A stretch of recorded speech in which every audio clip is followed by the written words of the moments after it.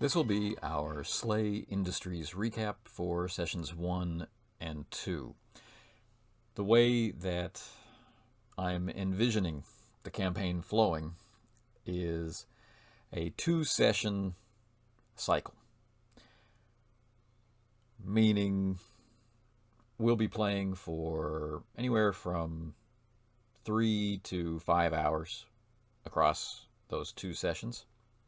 So it's around the length of a normal session.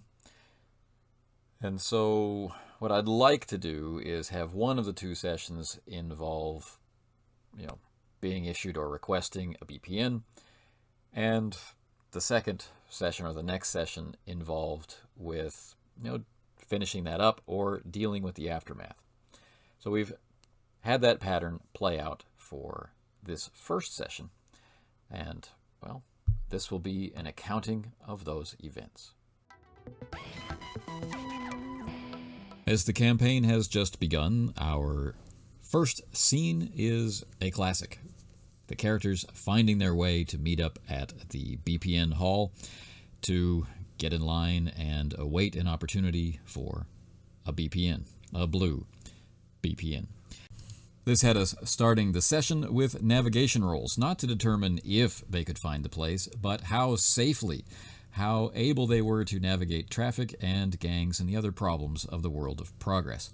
Our team is made up of Kane, a human who is the ostensible leader, focusing on melee and blades, with his Death Squad training package. Of interest is that the character is a sociopath and also has a son, a dependent, who is still in school and perhaps more problematic than he ever would have imagined. The group also contains an Eben, trained in a Kick Murder Squad package, fond of chain axes and employing ebb powers of the red and blue thermal variety. This character seems to be the linchpin, the glue that binds the group together, and so as he is often called upon to assist and to explain and to help, we haven't learned that much about him. Our last current operative, and there'll be more to come, is another human trained in business and seeing as his weapon good looks and charm, leaning very heavily on his ability to haggle and make you feel guilty for it, and seduction. This character has had a great impact on the opportunities that have presented themselves to the group thus far, although interestingly, the character himself is practically destitute. Through a combination of listening to rumors, understanding the lay of the land, and assessing the BPNs that were passing around them and opened up to them, they quickly ascertained that something was going to be happening in a particular region of town, and the BPN that they selected was a protective detail, crowd control, and suppression at the street level. Not too long after taking the BPN, they realized that the event, or maybe one of several events, the major event would be a rematch between 2 contract killers, Soma Kill and Helical Hell. These 2 had been rivals for a long time and had been interrupted in their last match, so a rematch was scheduled for 6 months later, which was today. Their job, of course, to protect the sanctity of the video feed for Third Eye News and to make sure that nobody interrupted the match at street level. Other operatives were working below levels and in other aspects of protection. So, after having their conference about the details of the area, they quickly took themselves there, once again avoiding any entanglements with traffic or gangs or other things on the streets, and assigned themselves to quick sweeps of the area before things were due to kick off. They were quickly able to identify spots where new squatters had rushed into areas, some of them actually homeless, some of them merely pretending, and begin the process of clearing out any unwelcome attention and then backing themselves up by summoning in more shiver units to keep sealed what they had cleaned out. While making their preparations, there were two sites of interest. One, the location of the past confrontation between Somakill and Helical Hell, and property owned by Somakill, a training gymnasium. They took it upon themselves to check out both sites in great detail, taking advantage of their SLA operative status, walking in and making it known that they were going to fulfill their mandate to make sure that nobody was going to interfere with this match. What they discovered was that the Somakill gym was definitely expecting somebody of note to arrive, but no sign of the big man himself.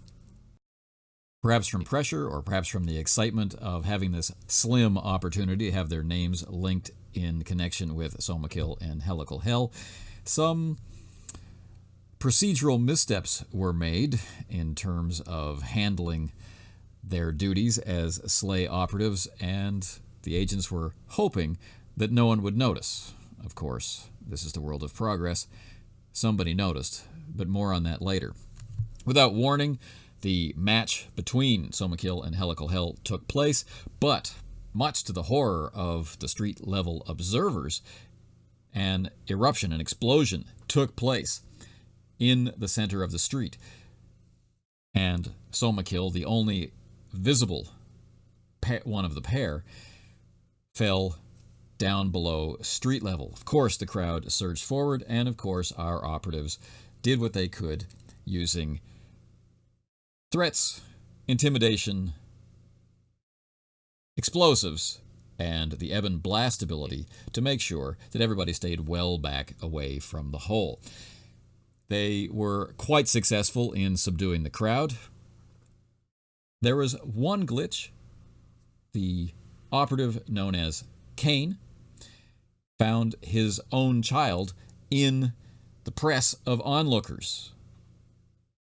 And his anger was such that he really ramped up his showmanship and his very loud statements that anybody not currently where they're supposed to be was going to have their head removed. If you know the man, you know that was a believable threat. Once the crowd was subdued, and once the fight between the two famed contract killers was over, there was a rapid media blackout, almost as if the last few moments of the fight were going to be sequestered away behind a paywall, forcing people who had already waited 6 months to wait longer and pay more to find out how that ended. But observers at the street level did see someone being medevaced away. Who was it? Why did it happen?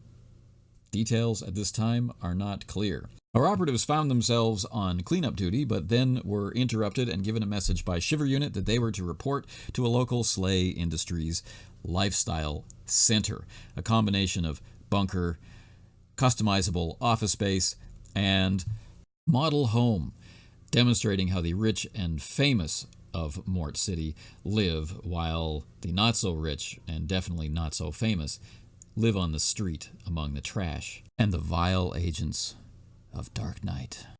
Interrogated by an Ebon operative going under the name of Chain, the operatives weren't sure if their interview went well or poorly, but definitely were left with the feeling that they could do better, and doing better results in promotion and rewards, while doing poorly results in death and dismemberment. They are to consider themselves incentivized. Now, free to go about their day and get ready for tomorrow, the agents returned home. Our Eben returned to his lonely, well-maintained apartment. Kane, our human father, returned home to discover that his son had made a personal recording of the conflict and the arrival of Somakil, and so had put him in peril, the very type of peril he'd been paid to prevent, of violating Third Eye's exclusive rights to this conflict, and therefore putting him and his son at risk of murder. And so, as a result, he called upon our Eben, Dorn, to assist him in tracking down and wiping out every single person that the son had shared these details and video with. This ultimately led to the setup of a bombing of the schoolroom for his son's class. Only time and the events of the next session will determine whether or not that worked, and if it worked the way they want. Across town, in a far less reputable environment, our other human agent, Fenton Walker, our face, found himself face to face with yet another problem. Being forced to live with roommates, he discovered his roommate being threatened by an unknown gang with obvious high-tech and very lethal hardware, demanding money. With the arrival of Fenton and it being known, the talk of the town right now, that he had somehow been assigned a protection detail for two famous contract killers, they quickly leaned on him, telling him that his roommate's debt were also his debts. Unless he wanted to polish off his roommate and put him out of everyone's misery. He did so without hesitation, and the gang left, satisfied that there was no money, there was no love lost between these two roommates, and of course that they had something that they could use as a lever against maybe an up-and-coming SLA operative. This SLA operative began a rapid search of his own apartment, trying to find out what it was that his roommate was hiding. He turned up an encrypted device, an anonymized chip bearing 5,000 credits, a vast sum from his point of view, and a pamphlet discussing cortical bombs, which purported to be SLA Industries material, but wasn't. It was, in fact, Dark Knight material. And so with these three things in hand, he also called on the Eben Dorn for assistance, not telling him about the credits, but asking him to decrypt the data. And as our scene came to an end, we understood the nature of the pamphlet and its discussion of cortical bombs as Dark Knight propaganda, and we learned that the encrypted data was, of course, proprietary SLA Industries technology, cleared for SCL-4 and above only. So, suddenly, they found themselves in a dilemma. The roommate was probably an operative working against SLA. Killing him is a good thing, but seeing this encrypted data is a bad thing. Decisions. And of course, underneath it all is the decision to hide the credits. And so, with a bomb ticking away, waiting for Kane's son's friends to go to school while Dad's away doing a BPN, and while they are under investigation, possibly by Cloak Division, I find myself really looking forward to the next session. SLA Industries. Hope is hell. Misspelled.